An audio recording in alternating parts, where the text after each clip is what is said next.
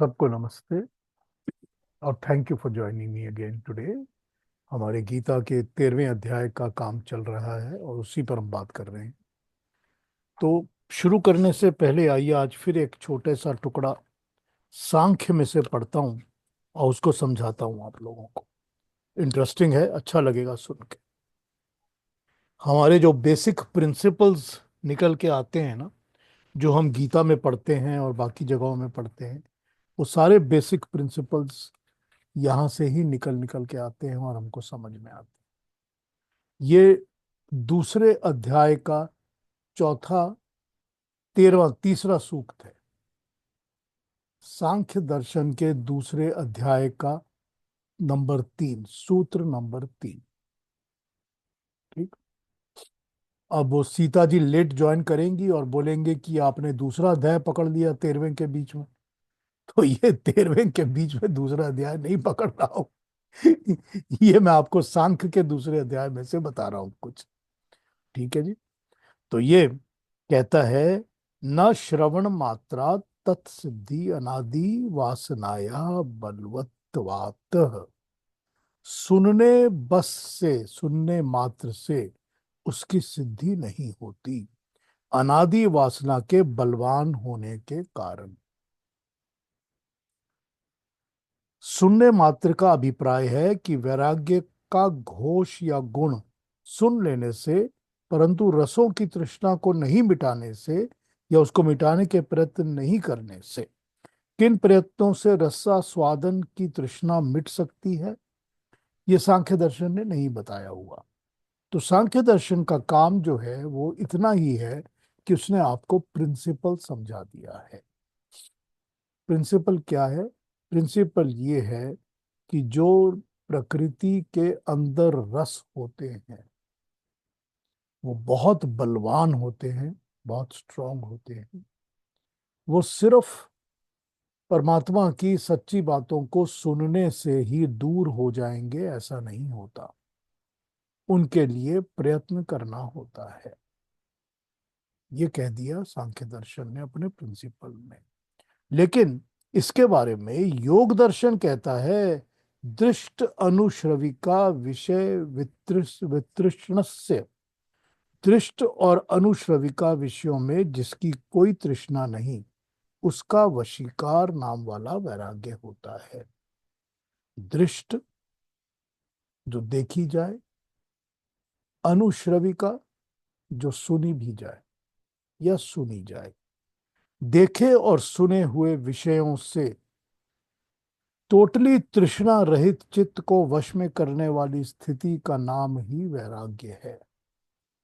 इतनी देर से हम लोग वैराग्य सुनते आए हैं ना, गीता में वैराग्य क्या कहा गया है। वैराग्य तब होता है जब इंसान देखी हुई, दृष्ट और अनुश्रवणिका, सुनी हुई चीजें, ये देखना और सुनना, इसके जितने भी विषय हैं, सब्जेक्ट्स हैं, जितनी भी बातें हैं, जो भी है दुनिया में, जब तक उसके साथ अटैचमेंट दूर नहीं होगी तब तक वैराग्य नहीं होगा। तो देखी हुई चीजें जो प्रकृति में हमको दिखती हैं और हम जिन चीजों को सुनते हैं, इनका रस सबसे स्ट्रांग होता है, सबसे ज्यादा स्ट्रांग होता है इनका टेस्ट। तो ये यहां पर बताया है। वासनाएं जो हैं वो अनादि होती हैं।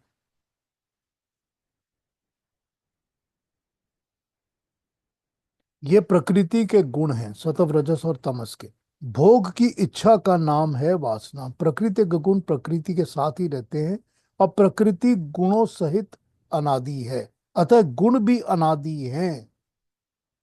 तो ये समझ लीजिए कि जैसे प्रकृति अनादि अनंत है, हमेशा होती है, हमेशा रहती है, हमेशा रहेगी, उसके जो गुण हैं, उसके अंदर जो उसकी क्वालिटीज हैं, इंग्रेडिएंट्स हैं, वो भी अनादि हैं, वो भी हमेशा रहेंगे। तो प्रकृति तो आपके सामने रसों को रखेगी ही रखेगी, वो तो अनादि है। भोग की इच्छा, यही वासना होती, इसको ही वासना कहते हैं। किसी चीज को भोग करने की जो इच्छा होती है कि मुझे ये भी मिल जाए, मुझे वो भी मिल जाए, मैं ये भी ले लूं, वो भी ले लूं, यही वासना होती है। इच्छा जीवात्मा का गुण है, इच्छा प्रकृति का गुण नहीं है। अब ये इच्छा जब जीवात्मा का गुण है, और वो जीवात्मा और उसका गुण भी अनादि है, परमानेंट है, वो भी हमेशा ही रहेगा, इसी कारण भोगों की इच्छा अर्थात वासना भी अनादि मानी गई है। इच्छा का लक्ष्य, इच्छा का सब्जेक्ट मैटर बदला जा सकता है, यही योग दर्शन बताता है। इच्छा की दिशा भोगों के ओर, भोग के ओर से हटाकर मोक्ष या वैराग्य की ओर ले जाना, इसके बिना मोक्ष प्राप्त नहीं हो सकता। तो वैराग्य के विषय में सुन लेना अथवा समझ लेना ही इनफ, पर्याप्त नहीं है। वैराग्य के लिए इच्छा की दिशा बदलनी आवश्यक है। इसके लिए भारी पुरुषार्थ करना पड़ता है, बहुत मेहनत करनी पड़ती है, क्योंकि वासनाएं बहुत बलवान होती हैं। इस कारण से छुटकारा पाने के लिए निरंतर कॉन्टिन्यूअस अभ्यास, कोशिश करते रहना पड़ता है। ये एक छोटा सा हमने लिया सांख्य दर्शन में से। अब सांख्य दर्शन हमको ये बता रहा है, तो इसको एक मिनट जरा सोचिए और इस पर जरा चिंतन करने की कोशिश करिए। कोशिश ये करिए कि आपको पता चल गया कि क्योंकि प्रकृति अनादि है, प्रकृति हमेशा ही रहती है, नित्य है, परमानेंट है, हमेशा होगी, हमेशा थी, हमेशा रहेगी। तो जरूरी बात है, जब प्रकृति हमेशा रहेगी और हमेशा थी, तो प्रकृति के गुण भी तो हमेशा रहेंगे ना।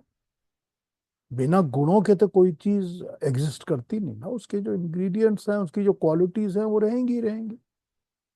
तो जब उसकी क्वालिटीज हमेशा रहेंगी और उसके गुण सत्व रजस और तमस के गुण हैं, क्योंकि तीन ही तो इंग्रेडिएंट मेन है ना, सत्व रजस और तमस, उन्हीं गुणों से तो वासनाएं बनती हैं, भोग बनते हैं, या भोग के सब्जेक्ट चीजें बनती हैं। भोग करने के लिए जो है वो बनता है भोग, हमको खाने पीने, इंजॉय, लेना देना, सब कुछ करने के लिए सारी चीजें बनती हैं प्रकृति से, इन तीन गुणों से। लेकिन इनको भोग करने वाला तो हम हैं, जीवात्मा है ना। प्रकृति तो भोग नहीं करती ना,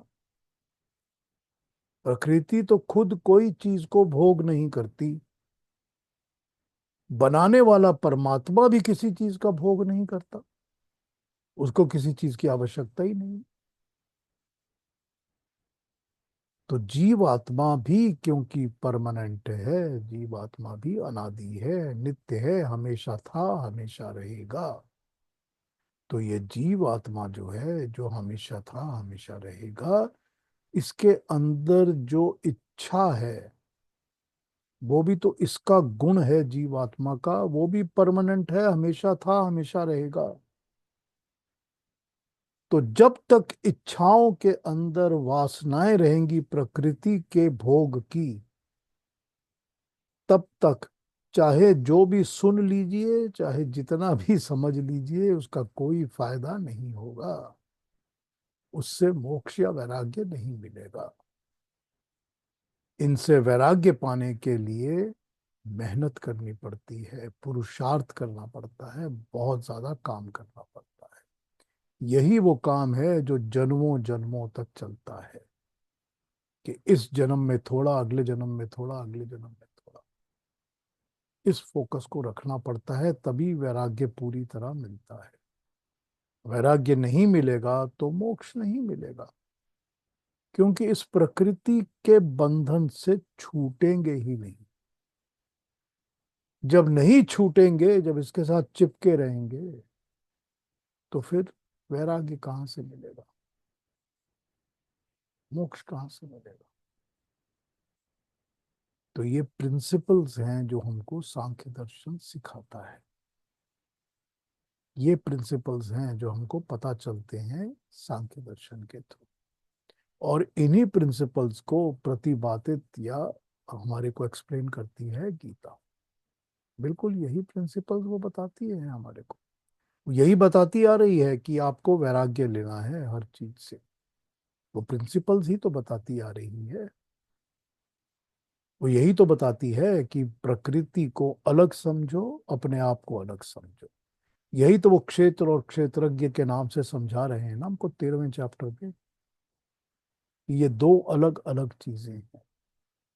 अगर इसको अलग समझोगे और इसको अलग समझोगे तो जुड़ोगे तो नहीं ना। जुड़ने से पहले तो समझ जाओगे कि ये अलग चीज है, ये मैं नहीं हूं, मेरी आइडेंटिटी नहीं है। मेरी आइडेंटिटी मेरी भूख नहीं है, मेरी आइडेंटिटी मेरी प्यास नहीं है। मेरी आइडेंटिटी मेरा पैसा, मेरा बैंक बैलेंस, मेरी औरत, मेरी स्त्री, ये सब नहीं है। मेरी आइडेंटिटी है कि मैं एक जीवात्मा हूं जो इस शरीर में आया है। ये शरीर भी मेरी आइडेंटिटी नहीं है, क्योंकि ये भी प्रकृति से बोरोड है। ये भी छूट जाएगा। ये भी टेम्पररी स्टेशन है। तो जब तक ये समझ में नहीं आएगा तब तक जो प्राकृतिक चीजें हैं उनसे वैराग्य होगा कैसे। और जब वैराग्य नहीं होगा तो कभी भी आगे बढ़ने का सवाल ही पैदा नहीं है, तो चिपके रहेंगे। ठीक है जी। ये थोड़ा सा सांख्य में से लेके बताया था हमने। गीता के 20वें श्लोक तक शायद किया था लास्ट टाइम, 20th। और हम 21 से शुरू करेंगे। 20th श्लोक में हमने देखा, हमको ये बताया गया था कि कार्य और कारण, कार्य अर्थात देह और कारण देह के उपकरण या इंद्रियां, इनका कर्तृत्व अर्थात इनकी रचना करने वाली प्रकृति क्षेत्र कही जाती है। और इनका भोग करने वाला क्षेत्रज्ञ कहा जाता है। वही जो अभी बताया ना आपको, भोग करने वाला जो है वो तो जीवात्मा है। तो जो जीवात्मा भोग कर रही है उसको यहाँ इन्होंने क्षेत्रज्ञ कहा है। लेकिन भोग की हर चीज जो है हमारे सामने, वो सारा का सारा चीज क्षेत्र है। तो क्षेत्र के अंदर जो भोग करने वाला हमारा शरीर है, हमारा जिस्म है, एक तो वो है। और दूसरा भोग करने वाली सारी चीजें हैं जिसको ये शरीर भोग करता है। तो ये दोनों की दोनों चीजें कार्य कारण का काम करती हैं। एक अपने यूज के लिए करता है, दूसरी यूज हो जाती है। ठीक।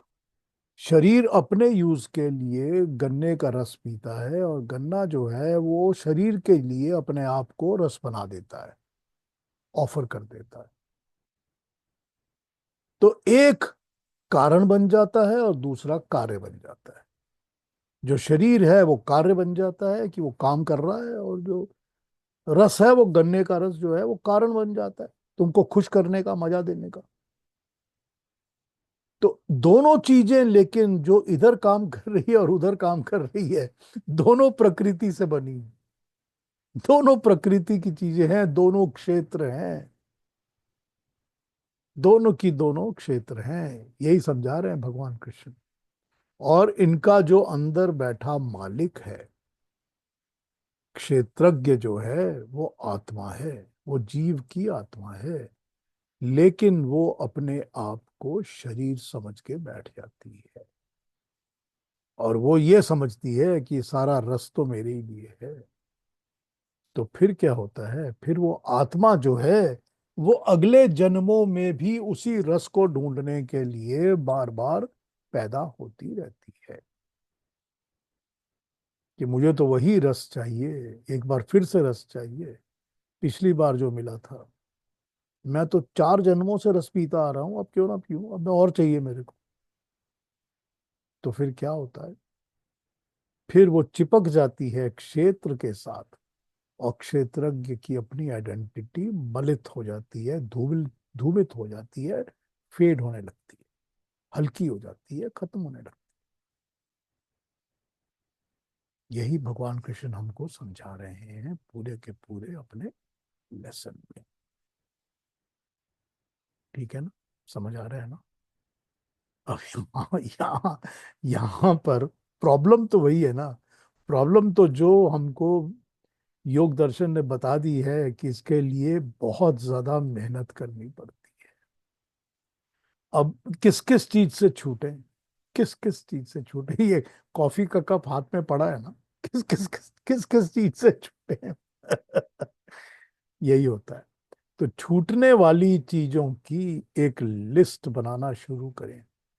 अब आपने देखा होगा कई बार लोग मंदिरों में जाते हैं, लोग पुरी के मंदिर में, जगन्नाथपुरी में जाते हैं, तो वहां पर उनको पंडा कहता है आपकी नाम की ये पूजा वो पूजा मैंने कर दी, इतने पैसे का प्रसाद चढ़ाइए, भगवान के पास आए हैं तो कोई एक चीज छोड़ दीजिए। वो पंडा उनको कहता है कि कोई एक चीज छोड़ दीजिए ताकि आपको वैराग्य करने की आदत पड़े। तो जितने लोग वहां जाते हैं वो करेला छोड़ के आ जाते हैं, क्योंकि पसंद की चीज तो छोड़नी नहीं कोई भी। जो चीज हमेशा अच्छी लगती है वो तो छोड़ नहीं। करेला छोड़ दो जी, हमने करेला छोड़ दिया, वहां मंदिर में जाके हम नहीं करेला खा सकते।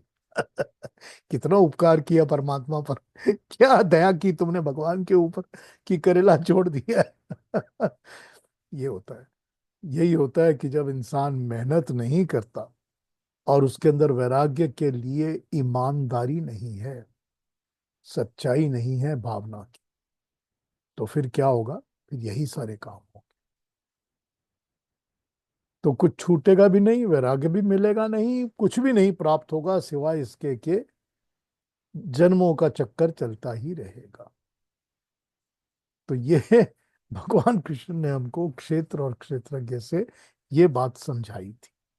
इसके अंदर एक छोटा सा मैंने नोट पिछली बार शायद पढ़ दिया था, वो हमको ये बताता है कि सृष्टि के जो कार्य कारण के नियम हैं, जिसको हम लॉज ऑफ कॉजेशन कहते हैं, वो प्रकृति के नियम है। लेकिन जो सुख दुख के भोग का कारण होता है वो लॉ ऑफ फ्री विल पुरुष का है। यानी कि भोक्तृत्व का नियम, जो भोग कर रहा है उसकी फ्री विल का नियम। प्रकृति जड़ है, उसमें अंधा कार्य कारण का नियम चल रहा है। कारण का कार्य होगा, वो टल नहीं सकता, वो अवश्यम भावी है, डिटरमाइंड है। जड़ प्रकृति ऐसी ही है। लेकिन अवश्यम भाविता साथ संसार में जो भोक्तृत्व फ्री विल है वो भी दिखाई देता है। प्रकृति हमको जिधर धकेलती है उसे धक्का देकर हम अपना अलग मार्ग, अपना अलग रास्ता चुन सकते हैं। यही चेतन पुरुष है जिसको प्रकृति के अंदर अपने क्षेत्रज्ञ होने का एहसास होना पड़ता है। वरना प्रकृति जिस तरफ खींचती है वो उसी तरफ चलता रहता है, फिर उसका फ्री विल खत्म हो जाता है। तो ये सारा का सारा किस्सा लॉ ऑफ कॉजेशन, कार्य कारण, कॉज एंड इफेक्ट के लॉज, और मनुष्य का फ्री विल, क्योंकि काम करने में तो हम स्वतंत्र हैं, इंडिपेंडेंट हैं। तो ये सारा का सारा वही रिलेशनशिप समझाया गया है हमको। बड़ी सीधी बात है, बहुत सिंपल बात है, इसमें कोई रॉकेट साइंस नहीं है। हम सबको ये पता है, हम सब समझ सकते हैं इस बात को, इसके समझने में कोई मुश्किल नहीं, लेकिन अपनाने में मुश्किल है। वही बात है कि मेहनत करनी पड़ेगी, तब तो मुश्किल लगता है कि किस चीज को अपनाएं और किस चीज को ना अपनाएं। तो अब तक हमने ये देखा है, तो अब हम 21 और 22 को पढ़ लेते हैं। अब ये वो बता रहे हैं हमको कि इसके करने से क्या होना है। वो क्षेत्र क्षेत्रज्ञ की जो बातें बता रहे हैं, इन दोनों बातों को समझकर, इनको अपना कर, इनको अगर इसका ज्ञान हमको मिलता है तो फिर हमको उसके आगे क्या होता है। तो आइए अरुणा जी, अब हमको आप 21 22 पढ़ के बता दें। जी। पुरुष प्रकृतिस्थो ही भुङ्क्ते प्रकृतिजान् गुणान् हाँ। कारणं गुणसङ्गोऽस्य सदसत्यो निजन्मसु उपद्रष्टानुमन्ता च भर्ता भोक्ता महेश्वरः परमात्मेति चाप्युक्तो देहेऽस्मिन् पुरुषः परः। थैंक यू अरुणा जी, इतना प्यारा है ये, वाह वाह वाह वाह। अब अलग प्रिंसिपल्स बनाना शुरू कर दिया है भगवान कृष्ण ने अपनी गीता में। तो नंबर 21 में वो कह रहे हैं, पुरुष प्रकृति में स्थित होकर प्रकृति से उत्पन्न होने वाले गुणों का भोग करता है। इन गुणों के साथ संग हो जाना ही पुरुष की अच्छी या बुरी योनियों में जन्म लेने का कारण है। इससे ज्यादा स्ट्रेट फॉरवर्ड, क्लियर और क्या डेफिनेशन और प्रिंसिपल आपको चाहिए? या तो आप ये कहिए कि मुझे तो भगवान कृष्ण के बोलने पर कोई भरोसा ही नहीं है। नहीं है तो फिर भाई इस रास्ते पर मत आओ। गुमा है तो मत आओ इस रास्ते पर। शक है तो मत आओ इस रास्ते पर। लेकिन अगर भरोसा है तो ये एक एक श्लोक इनफ है आपको ये समझाने और बताने के लिए कि जो आप जितना जुड़ते चिपकते हो प्रकृति के साथ, प्रकृति के गुणों के साथ, वो चिपकना जड़ना जितना स्थित होकर उन गुणों को भोग करता है और भोग का संग करता है, यही पुरुष के अच्छी या बुरी योनियों में जन्म लेने का कारण है। यही रीजन है एक कि इंसान का अच्छी योनि यानी कि अच्छे फॉर्म में, ह्यूमन में या किसी और में, या बुरी में जैसे जानवर में, कीड़ों मकोड़ों में क्यों पैदा होता है, क्यों उसकी योनि, योनि कहते हैं कौन सी एक जाति कहा जाए उसको, या अम, जिस जिस फॉर्म में वो पैदा होता है, जिस रूप में, जिस शरीर में वो पैदा होगा, वो योनि हो गई उसकी। ये बड़ा क्लैरिटी के साथ बता दिया गया है कि जो उसका संग होगा प्रकृति के साथ और भोगों का संग होगा, और कितना ज्यादा उसके साथ गुणों के साथ वो चिपकेगा, तो जो तामसिक गुणों के साथ चिपकेगा वो तमस योनियों की तरफ जाएगा। तामसिक सबसे नीची, डार्क, काली, गंदी। ठीक। जो राजसिक के साथ जुड़ेगा, इन बिटवीन, यानी कि जो एक्टिविटीज, एक्साइटमेंट, इन सब चीजों से जुड़ा होगा, वो राजसिक योनियों में जाएगा। और जो सात्विक के साथ जुड़ेगा उसको सात्विक योनि मिलेगी, अच्छी मिलेगी। फिर जितना भोगों के ऊपर वो चिपका होगा, जितने ज्यादा भोगों के लिए वो चिपका हुआ होगा, उस हिसाब से उसको अच्छी बुरी योनि में जन्म मिलेगा। अब यहां पर आप कहेंगे कि भाई इसका कौन सा है, उसका कौन सा है, इतना परसेंटेज में कौन सी मिलेगी, कि घोड़ा कब बन जाएगा और कुत्ता कब बन जाएगा, और फिर कुत्ते के बाद भी चूहा कब बनेगा। अब ये परसेंटेजेस को आप अपने दिमाग में सोच के इमेजिन कर लीजिए और उसको उस तरह से नाप तोल के समझ लीजिए जो आपको समझ में। लेकिन है तो क्लैरिटी ना, एकदम बात में तो क्लैरिटी है ना, एकदम क्लियरली बता दिया उन्होंने कि किस तरह से किसी भी इंसान को, मनुष्य को किसी दूसरी योनि में कैसे जन्म होता है उसका। और इंसान की भी योनि तो तभी मिलेगी जो उसके अपने भोगों के ऊपर और संग के ऊपर डिपेंड करेगा, जो प्रकृति के गुणों से कितना चिपका हुआ है, कौन से गुणों के साथ चिपका हुआ है, और कितने भोग हैं और कैसे भोग हैं। इसी के ऊपर तो उसको मनुष्य का जन्म भी मिलेगा ना, और इसी के ऊपर फिर बाकी भी जो योनियां मिलती हैं वो मिलेंगी। तो मेरे ख्याल से तो ये एक सेंटेंस जो है ना, 21 का श्लोक, ये हमारे हिंदुइज्म को डिफाइन कर देता है, पुनर्जन्म को, कि हम पुनर्जन्म में कैसे और क्यों मानते हैं और उसका प्रिंसिपल क्या है। बस एक श्लोक बहुत है ये समझाने के लिए। इस पर विस्तार करके जितनी मर्जी बात कर लीजिए आप, जितना इसको एग्जाम्प्लीफाई करके समझा लीजिए आप। भोग कैसे हैं, कितना चिपके हो, कितना गुणों का संग है, कौन से गुण का संग है, अब हम सब जानते हैं प्रकृति के तीन गुण होते हैं जिसको हम सत्व रजस तमस कहते हैं। हमको सबको पता है कि सत्व गुण क्या कहे जाते हैं, रजोगुण क्या कहे जाते हैं और तमोगुण क्या कहे जाते हैं। हमको सबको पता है। हम सब परमात्मा के कहते हैं कि तमस से निकाल कर हमको ज्योति की तरफ लेके चलो। तो हमको तो ये पता है कि तमोगुण सारा अंधकार है। अगर तमोगुण से इस शरीर को धारण करके मनुष्य की तरह उन्हीं के साथ चिपके जुड़े हुए हैं, तो हमको परमात्मा वही योनि देगा जो तमोगुणों से जुड़ी हुई योनि है। चाहे वो कीड़े मकोड़े की हो, या चाहे वो चमगादड़ की हो, या चाहे कोई भी ऐसी योनि जो याद दिमाग में आती है आपको, जो अंधेरे से ही चिपकी रहती है हमेशा, वो सब वो योनि देगा आपको। क्योंकि आपको अंधेरा प्यारा है, आपको तमोगुण प्यारा है। तो जब तमोगुण प्यारा है तो तमोगुण का भोग करिए, और भी करिए।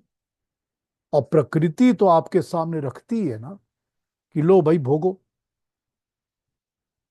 तो यही तो मेहनत है ना, जो पिछले चैप्टर में पिछले उसमें बताई है हमने। यही तो मेहनत है कि इसमें से कैसे बाहर निकलूं। कॉन्शियस ब्रेन और कॉन्शियस माइंड भी तो आपको मनुष्य को दिया हुआ है। उसको तो पता है कि मेरे अंदर एक फ्री विल है, एक काम करने की, कार्य करने की, कर्म करने की इंडिपेंडेंस है, फ्रीडम है। मैं कभी भी चाहे वो अंधेरा वाला रास्ता रोक सकता हूं, रोक कर मैं रोशनी की तरफ चल सकता हूं। लेकिन वो रोशनी भी तो मुझे वो लगती है ना कि ये जो अंधेरे में चमक होती है वही मुझको रोशनी ज्यादा अच्छी लगती है।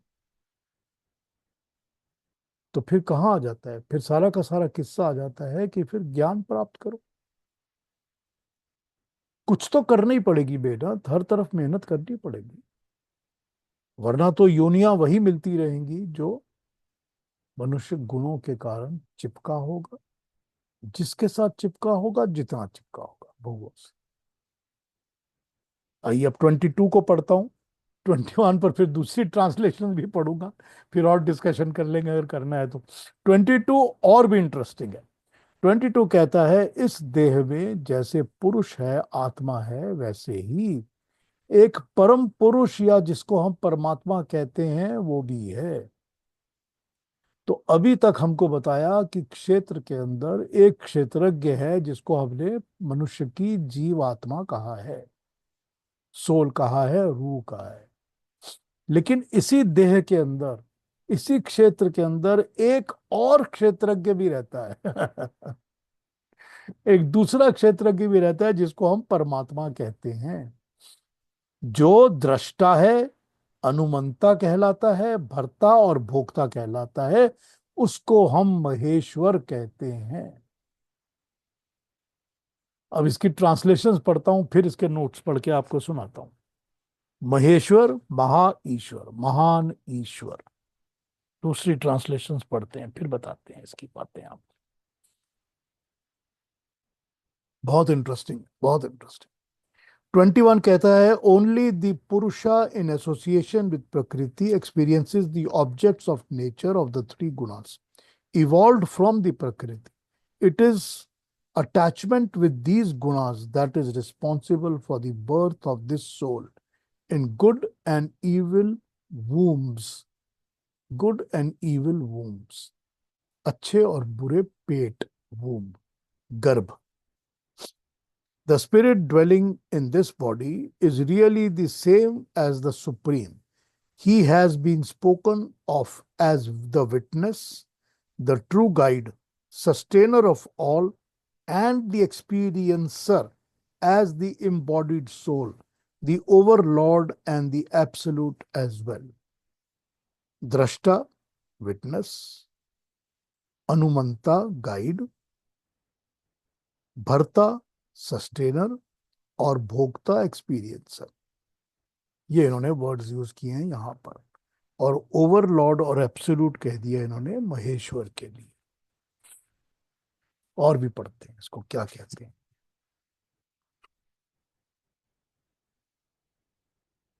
प्रकृति के बीच में खड़ा होने वाला पुरुष ही प्रकृति से उत्पन्न हुए गुणों के कार्य रूप पदार्थों को भोगता है। और इन गुणों का संग ही इस जीवात्मा के अच्छे तथा बुरी योनियों में जन्म लेने का कारण है। ये कारण अर्थात प्रकृति के गुणों का संग समाप्त होने पर भी जन्म मृत्यु से मुक्ति मिलती है। ये पुरुष जो प्रकृति इसके बीच में खड़ा है वो पुरुष दृष्टा है, हृदय देश में बहुत ही समीप है। हाथ पांव मन जितना आपके समीप है उससे भी अधिक समीप दृष्टा के रूप में स्थित है। उसके प्रकाश में आप भला करें बुरा करें उसका कोई प्रयोजन नहीं है। वो साक्षी के रूप में दृष्टा है, वो सिर्फ देखता है।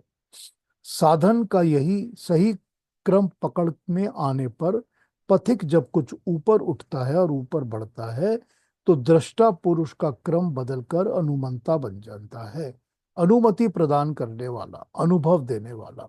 साधन द्वारा और समीप पहुंचने पर वह पुरुष भर्ता बन जाता है, यानी भारण पोषण करने वाला, जिसमें आपके योगक्षेम की भी व्यवस्था कर दी जाती है। साधना और सूक्ष्म होने पर वही भर्ता अब भोक्ता बन जाता है। यज्ञ तप जो कुछ भी बन पड़ा है सबको वो पुरुष ग्रहण करता है, और जब वो ग्रहण कर लेता है तो फिर उसकी महेश्वर की अवस्था आपको समझ में आती है। वो प्रकृति का ईश्वर है, स्वामी है। किंतु अभी कहीं प्रकृति भी जीवित है, तभी उसका मालिक है। इससे भी उन्नत अवस्था में वो पुरुष परमोत्मति चाप्युक्तो, जब वो परम से, अच्छा इन्होंने अगले वाले का भी ले लिया है, परम में संयुक्त हो जाता है तब परमात्मा कहलाता है। इस प्रकार शरीर में रहते हुए भी वो पुरुष आत्मा पर ही है, यानी कि प्रकृति से परे ही है। अंतर इतना ही है कि आरंभ में वो दृष्टा रूप में था, क्रमशः उत्थान होने पर वो परम का स्पर्श करके परमात्मा के रूप में परिणत हो जाता है। दूसरी एक दो ट्रांसलेशंस भी देखते हैं, फिर आता हूं इसके ऊपर।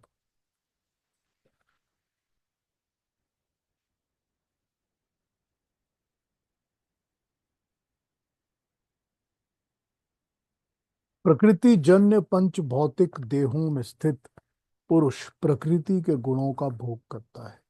इन नाना प्रकार की इच्छा बुरी योनियों में होने वाले जन्मों का कारण इसका प्रकृति के सत्व रजस और तमस गुणों से भिन्न भिन्न मात्राओं में भिन्न भिन्न संयोगों के साथ संग करने से होता है। वो परमात्मा भी इसी देह में रहता है, किंतु उपद्रष्टा बना बनकर रहता है, यानी साक्षी के रूप में रहता है। अनुमंता बनता है जो सर्वात्मा निष्काम भाव से आत्मसमर्पण कर दे, उनका भर्ता एवं भरण करता बनकर भोक्ता अथवा पालन करता, राजिक और मुहाफिज, ये दो वर्ड यूज किए इन्होंने, राजिक और मुहाफिज। भरण करता राजिक और पालन करता मुहाफिज बनकर भुंज धातु के पालन तथा अभ्यहार, दो अर्थ हैं यहाँ पर। महेश्वर परमात्मा आदि शब्दों के सहचार्य से पालन अर्थ अर्थ लेना चाहिए। इस प्रकार उन इन उपद्रष्टा आदि तथा महेश्वर परमात्मा इत्यादि शब्दों से उस परम पुरुष को ही पुकारा गया है। एक ट्रांसलेशन और देखता हूं, फिर इसको समझाना शुरू करता हूं।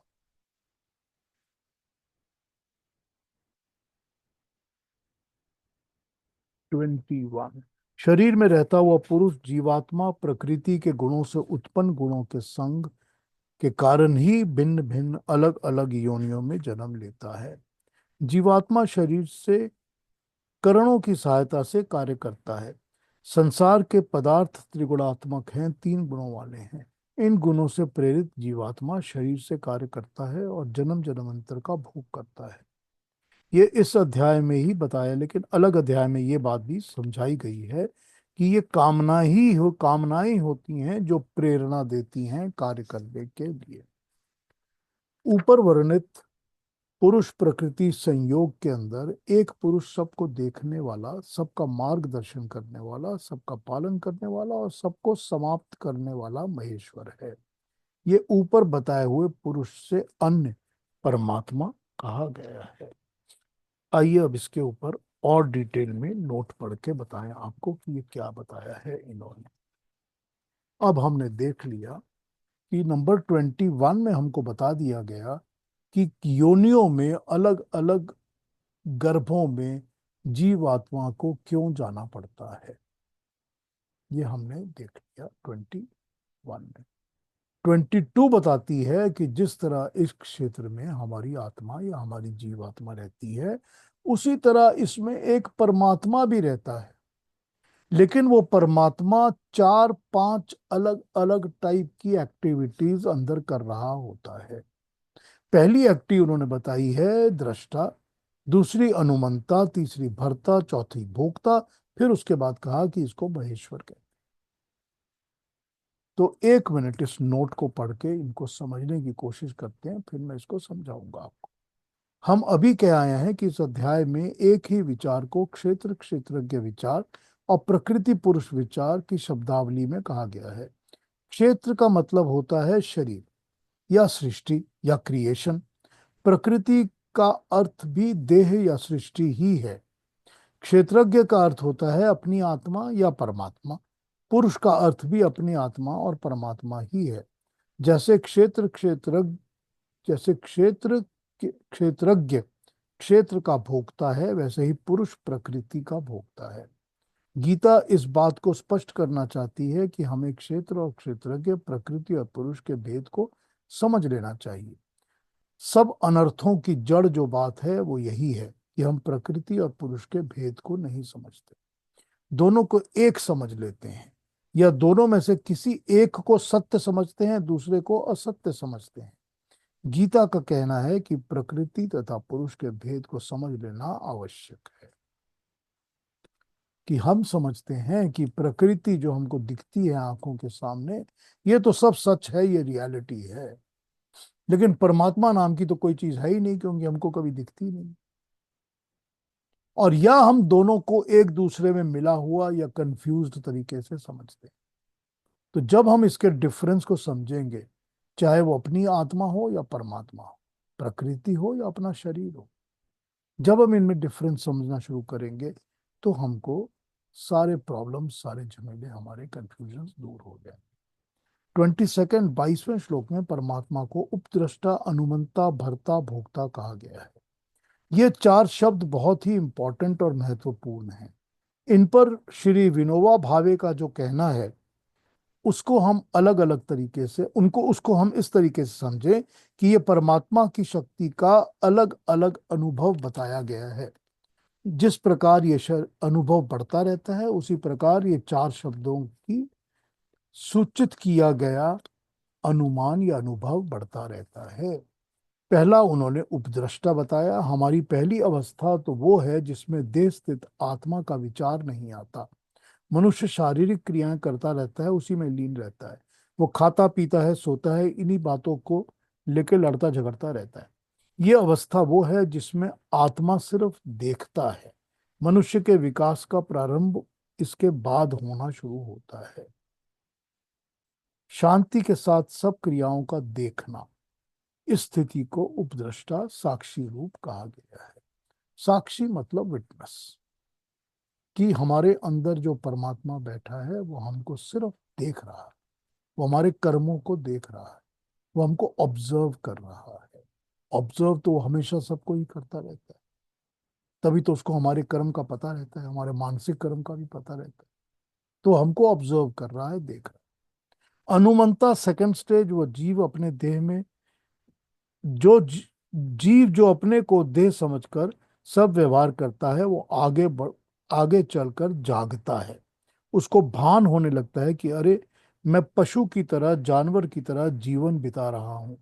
जीव जब इस तरह का विचार करने लगता है, तब उसकी स्वच्छंदता पर संयम आता है, उसके फ्री विल के ऊपर कंट्रोल आता है। अब तक परमात्मा सिर्फ देखता था, साक्षी था, विटनेस था, उसकी सम्मति नहीं थी। परंतु जब जीव इस नैतिक भूमिका में आता है, तब परमात्मा चुप बैठकर देखने वाला नहीं होता, वो अनुमोदन करने वाला होता है। तब अंदर से एक आवाज आती है जो ये कहती है कि हाँ, तू ठीक कर रहा है, शाबाश, आगे बढ़। ये आगे बढ़ की जो आवाज है, ये वही है जो पहले साइलेंट विटनेस थी, दृष्टा थी, अब वही आवाज अनुमंता हो गई है, यानी ये बता रही है कि तू ठीक कर रहा है, आगे बढ़ो। तीसरा हो गया भरता। नैतिक जीवन जिसमें उस भगवान का अनुमोदन मिल जाए, ये बड़ा कठिन है। मनुष्य इस जीवन में थक जाता है, प्रयत्न करते करते जब वो थक उठता है तो परमात्मा को कहता है कि मेरी शक्ति की पराकाष्ठा हो चुकी है, अब तुम मुझको शक्ति दो और बल दो।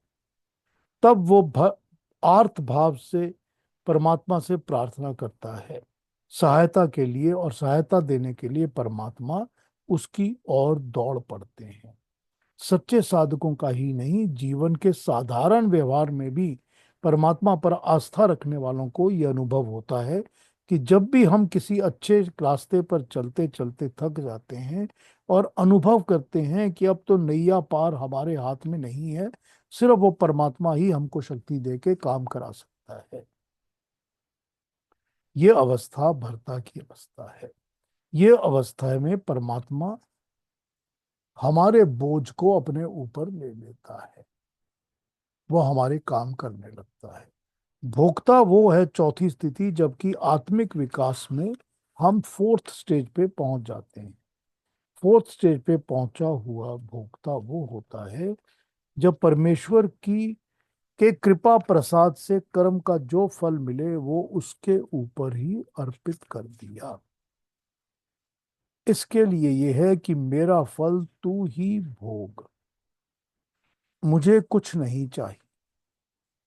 मेरा सारा गुण, मेरा सारा कर्म फल वो मैंने तेरे ऊपर ही छोड़ दिया है, मुझे इसका कर्म का फल भी नहीं चाहिए, ये भी तू ही ले ले। इन स्वरूपों से प्रतीत होने वाला परमात्मा भोक्ता बन जाता है। श्री विनोबा का कहना है कि जब जीव उस भूमिका में आ जाता है तब परमात्मा ही इस शरीर के भोगों को भोगता है। अब इस बात को जरा समझने की कोशिश करते हैं, आइए कि ये क्या बता रहे हैं। पहला श्लोक तो हमने देख लिया, हमको समझ में आ गया, नंबर 21, जिसमें कि जन्म और बार बार जन्म लेने का जो रियल सीक्रेट और रहस्य है वो हमको क्लियरली समझ में आ जाता है। हमको पता चल जाता है कि भगवान कृष्ण ने यहाँ पर एनलिस्ट करके बता दिया कि क्या कारण है कि किसी को कैसा कैसा जन्म मिलता है, कि कोई कीड़ा बनता है, कोई घोड़ा बनता है, कोई भालू बनता है, कोई मनुष्य बनता है, अच्छी जन्म अच्छा मनुष्य बनता है, सुखी मनुष्य बनता है, बुराई बुराई में जिंदगी जीता है, कैसे क्यों क्यों होता है। ये सारा कुछ उन्होंने उस एक श्लोक में हमको समझा। दूसरे श्लोक में वो बता रहे हैं कि जिस तरह हमारे शरीर के अंदर हमारी आत्मा है, उसी तरह हमारे शरीर के अंदर परमात्मा भी है। और वो परमात्मा जो है वो हमारे लिए पहली स्टेज में तो सिर्फ एक साइलेंट विटनेस है, क्योंकि हम उसको माने या ना माने, हम उसको अपने अंदर अनुभव करें, एहसास करें या ना करें, वो तो है ही।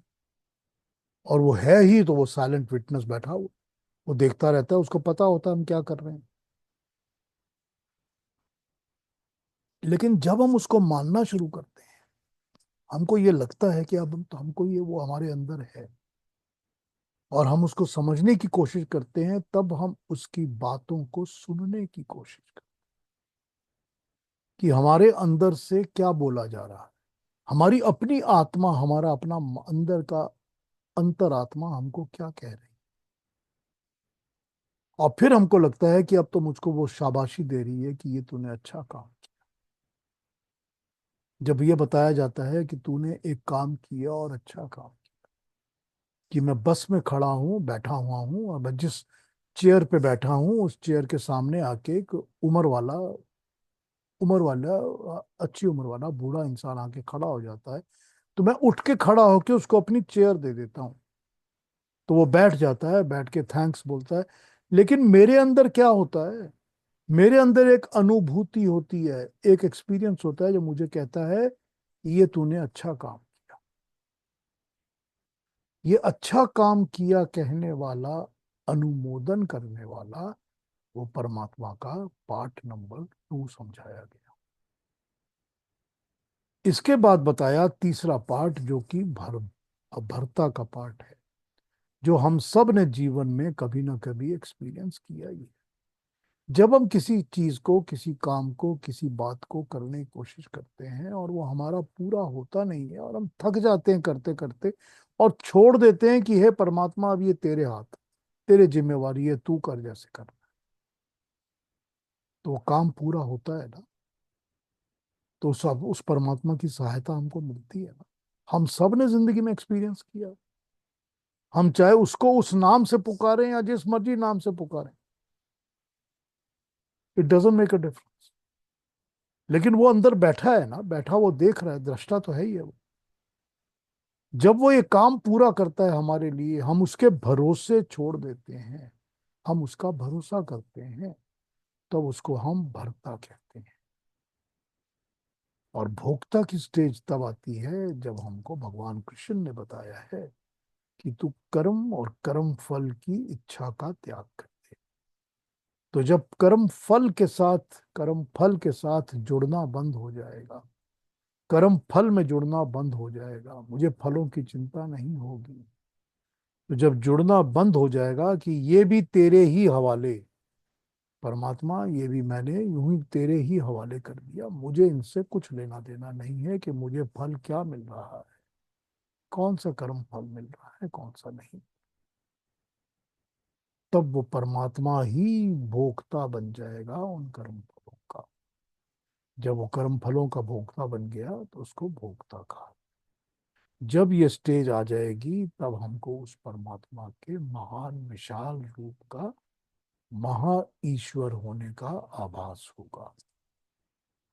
तभी हमको पता चलेगा कि वो महान बड़ा ईश्वर, इतना बड़ा जो है परमात्मा जो है, वो कौन है, क्या है, कैसा है। तो ये 4 स्टेजेस इन्होंने 22वें श्लोक में हमको समझाई। ये परमात्मा जो अपने अंदर बैठा है, वो 4-5 स्टेजेस में, 4-5 स्टेजेस में हमको इस तरह समझ में आएगा। और ये भी स्टेजेस वो हैं जो एक के बाद एक आएंगी, ऐसा नहीं है कि हम डायरेक्टली नंबर 4 पे छलांग मार के पहुंच गए, ऐसा नहीं होने वाला। तो ये इन्होंने अपने 22वें श्लोक में हमको बताया है। अब इसमें से जो भी पॉइंट्स आपको दोबारा समझने होंगे या ऐसा लगे कि कुछ और समझना है, मैं उस पर दोबारा कल बात कर सकता हूँ। आज अब आपको कुछ पूछना हो, कहना हो, कोई कमेंट्स हो, कोई चीज़ और कहनी हो तो बताइए, अपना अपना माइक ऑन कर लीजिए, जो भी क्वेश्चन हो वो पूछ लीजिए, जो बात करनी हो वो कर लीजिए। हाँ जी केतु जी। आज का बहुत अच्छा रहा। एज यूजुअल हमेशा अच्छा ही रहता है, पर आज का मैं इसलिए कह रहा हूँ कि मैं इन दिनों पतंजलि योग सूत्र पढ़ रहा हूँ, और आज ही एक चैप्टर में जो मैंने पढ़ा, एग्जैक्टली आपने जो आज समझाया वो बताया गया है। So if you permit then I can take 1 minute to read बताइए व्हाट इंग्लिश। बताइए तो इसमें क्या है, इसमें जैसे आपने बताया है कि अ, दृष्टा, हाँ, क्षेत्र और क्षेत्रज्ञ। हाँ। तो इसमें the scenery which is the outside world and the seer, देखने वाला।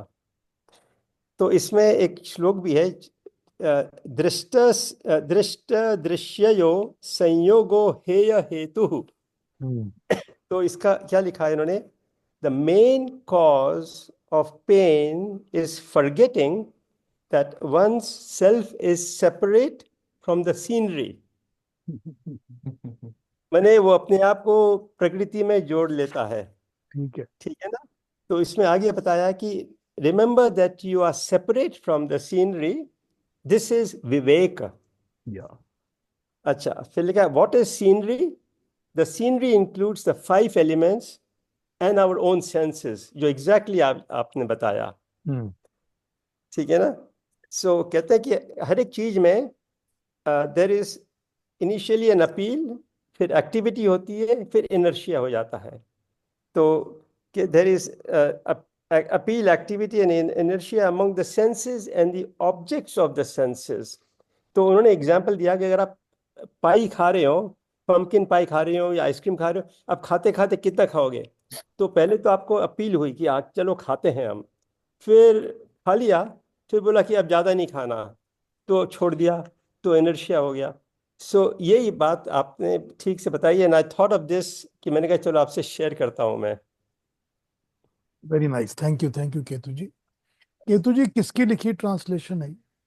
ये है, मैं आपको बताता हूँ, ये पतंजलि योग सूत्र है। जी, अ, ये ट्रांसलेशन किसकी जी ट्रांसलेशन? हाँ, ये अपना योगा, अपना श्री श्री की ट्रांसलेशन है? तीसरी की ट्रांसलेशन है। ठीक है, तो ठीक है। इसलिए इसलिए मैं ये पढ़ रहा हूँ, just to get you another half a minute, कि आते गुरुवार, शुक्रवार, शनिवार और रविवार को इनका प्रवचन है, और काफ़ी सालों के बाद ये प्रवचन दे रहे हैं पतंजलि योग सूत्र पर। तो मैंने कहा कि instead of going raw at the presentation or प्रवचन, let me be prepared। Good. ठीक है ना? और इसके साथ साथ मेरा 4 दिन का मौन भी है। I am in silence for 4 days, Thursday, Friday, Saturday, Sunday. तो silence means no text, no nothing, किसी से बातचीत करना कुछ नहीं, बस अब इट इज मेडिटेशन है, इसमें पूरा मेडिटेशन कोर्स है। ठीक है, वेरी गुड, वेरी गुड। तो ये मैं अटेंड करने वाला हूँ। बहुत अच्छी बात है, खुशी की बात आइए। है। आप प्रयत्न कोशिश कर रहे हैं, हाँ ये जी। बहुत अच्छी बात है, बहुत अच्छी। एडवांस कोर्स फर्स्ट टाइम कर रहे हो केतु जी? नहीं नहीं नहीं, ये तो छह बार पहले एडवांस भी क्या होगा? मेडिटेशन कोर्स हो गया। ये है चा, सिग्नेचर चा, मेडिटेशन कोर्स। मैंने भी सिग्नेचर चार पांच मेडिटेशन, बार किया है। हाँ 5 बार ना, तो ये सिग्नेचर हाँ, मेडिटेशन कोर्स। उसके बाद बहुत अच्छा लगता है। इसके बाद मौन रखने के बाद मन करता है लोग पता नहीं क्यों फालतू बोल रहे हैं। बोले कुछ बोलने की बहुत इच्छा अच्छा नहीं लगता है, बोलने की इच्छा नहीं होती, बहुत मजा आता है। और कोई कुछ पूछेंगे? कोई क्वेश्चन, कोई कंसर्न्स? अरुणा जी कुछ कहेंगी आज के टॉक के बारे में? नहीं, आज के तीनों श्लोक इतने बढ़िया है। कैसे क्या कहूँ, पावर पैक्ड जैसे बोलते हैं वैसे वो इतने सोच के हम, जैसे आपने कहा, हम दिनों इसके ऊपर सोच सकते हैं। इसके ऊपर में कैसे जिंदगी को समझाया गया है, सभी प्रश्नों के उत्तर इन 3 श्लोकों में मिल जाते हैं। और आपने जिस तरह से समझाया, स्पेशली वो 4 स्टेजेस, अनुमंता, भरता, भोक्ता, और जैसे आपने उदाहरण, इतना सिंपल उदाहरण देके इतनी प्रोफाउंड बात आप समझा रहे थे। जैसे कि बस में चल रहे हैं और हम जब किसी को सीट ऑफर करते हैं, कोई बूढ़े आदमी है, कोई लेडी है, तो आप बता रहे थे, आप भरता तक नहीं, आप अनुमंता तक आ गए, और मैं वो उदाहरण आगे आगे लेते जा रही थी कि आगे अगर हमें, अदरवाइज इतनी देर तक हम खड़े नहीं रह सकते। हम किसी को अगर सीट ऑफर करते हैं, लेकिन उस वक्त वो परमात्मा हमारा भरता बनता है, और पता नहीं कहाँ से हमें वो ताकत मिलती है कि हम वो खड़े रह के वो प्रवास कर सकते हैं, जो अदरवाइज नहीं कर सकते। और आगे चल के भी हमें जो सूक्ष्म भावना निर्माण होती है कि हाँ, मैंने कुछ अच्छा काम किया, तब अगर हम वो कर्तृत्व की भावना को छोड़ते हैं, वो उस परमात्मा को ऑफर करते हैं, तो वो भोक्ता बन जाता है, और परमात्मा के स्टेज पे हमें वो महसूस होने लगता है। तो जो आपने उदाहरण लिया, तो मैं आगे आगे सोचती गई कि कितना परफेक्ट उदाहरण लिया, और हम वो चारों स्टेजेस कैसे क्रॉस करके परमात्मा के स्टेज पे जा सकते हैं। बहुत ही अच्छा रहा पीयूष जी। बहुत सिंपल उदाहरण, लेकिन इतनी प्रोफाउंड प्रिंसिपल समझ में आ गई। बहुत बहुत धन्यवाद। Thank you Aruna ji, thank you. आपने बिल्कुल बहुत ठीक इसको एनालाइज करके समझा है, और एग्जाम्पल को बिल्कुल एग्जाम्पलीफाइड ठीक तरह समझा है आपने, कि ये जो है, ये चीजें जो हमको होती हैं, हम ये एक एग्जाम्पल के साथ ही सारी की सारी बातें समझ सकते हैं। ये आपने बिल्कुल बिल्कुल ठीक कहा एकदम Aruna ji. Thank you so much, thank you. हाँ जी, और कोई कुछ कहेंगे? Anybody has to ask anything? कुछ पूछना है, कुछ कहना है तो पूछ लीजिए। बहुत अच्छा पीयूष जी, बहुत वेरी वेरी नाइस। बहुत थैंक अच्छा। You, thank you Prabha ji. कि प्रयत्न करते रहो। नहीं, बहुत सिंपल वे में समझाया, बहुत बढ़िया। थैंक यू, थैंक पर वो जो आपने बस का उदाहरण दिया पीयूष जी, जो जिस आदमी को वो ऑफर करता है, चाहे वो बुजुर्ग है चाहे वो लेडीज है, तो उसके मन के अंदर भी जो बैठेगा, उसके अंदर से भी तो उसके लिए वेल बीइंग्स ही निकलेंगी, गुड विशेज ही निकलेंगी, यू। आशीर्वाद निकलेगा ना। आशीर्वाद मन से बिल्कुल निकलेगा। वो भी तो बिल्कुल बिल्कुल। वो भी तो वो वो भी तो वो भी तो भरता है ना, वो पता भी हो तो गया। अनुमंता अनुमंता है बिल्कुल ना। बिल्कुल बिल्कुल। वो अंदर से अनुमोदन कर रहा है कि हाँ तुम हाँ, आशीर्वाद दो, आशीर्वाद दो। है ना। वो बिल्कुल भी तो वही बिल्कुल। वही एक्टिविटी है ना, अनुमंता की और भरता की। लेकिन कितना सिंपल उदाहरण पीयूष जी आपने दिया, और सही बात। कितनी अच्छी तरह से ये समझ में आ गया। कभी नहीं मैं भूल सकती हूँ। बहुत बहुत सिंपल तरीके से ही तो समझना चाहिए ना हमको। जी जी जी। वही कभी दिमाग में रहता है, बड़ी तभी बड़ी तो बातें हमारी, तो हम भूल जाते हैं। बिल्कुल कॉम्प्लिकेशन की जरूरत ही नहीं है। सिंपल रखेंगे तो समझ में आएगी बात, और फिर हाँ उसके ऊपर अगर बिल्ड करेंगे अपने आप चिंतन करेंगे, तो फिर ज्यादा डेप्थ में बिल्कुल। डेप्थ में ये आप सिंपल वे में समझाते हो, तभी हम चिंतन भी कर सकते हैं।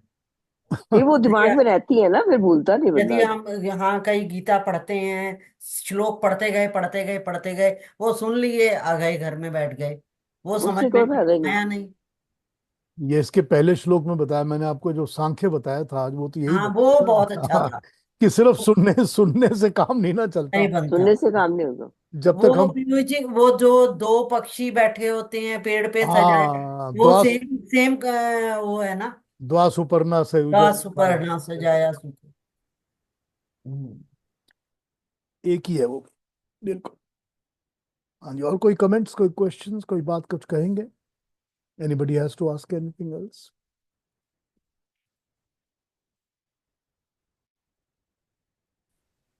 तो चलो। फिर कल, तो फिर केतु जी कल बहुत बड़े लर्नर हैं। हम तो हाँ, लर्नर ही हैं अभी तक तो। नहीं नहीं, लर्नर क्या, आप बहुत अच्छा बोलते हैं, बहुत अच्छा चल, पढ़ते समझाते हैं, कहते जी, आप तो बहुत कुछ इतने अच्छी लेक्चर्स अच्छी अटेंड बातें करते पूछते हो, हैं, तो आपको पता नहीं, इनको काफी ज्ञान नॉलेज है। भी है। हाँ बिल्कुल। हाँ, नॉलेज है इनको काफी। Life is learning process. तो अभी हम शिष्य हैं पीयूष जी के तो। चलो, अच्छी पीयूष जी शिष्य के है वो ना, शिष्य तो है वही। गुड शिष्य है। चलिए कल मिलते हैं फिर। जी। ओके जी। सबको बाय। थैंक यू, सबको नमस्ते। कल नमस्ते। सेम टाइम में मिलते हैं। नमस्ते। Join me tomorrow. सबको नमस्ते प्रणाम। डॉक्टर ऐसा साहब। अच्छा लगता है, जल्दी जल्दी लगता है। हाँ जल्दी।